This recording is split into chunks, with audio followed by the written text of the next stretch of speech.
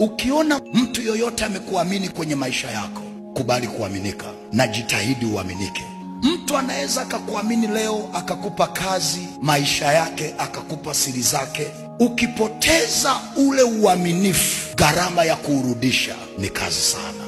Na kwenye maisha jitahidi kuwa mwaminifu, hasa kwenye mambo mawili: fedha, eneo la pili mahusiano. Ukipoteza huo uaminifu, gharama ya kurudisha tena mtu akuamini ni kazi sana. Na hata akikuamini, hata kuamini kama ilivyokuwa mwanzo. Na ndio maana kuna watu wengi tumekosa provision kwa sababu ya kutokuwa waaminifu.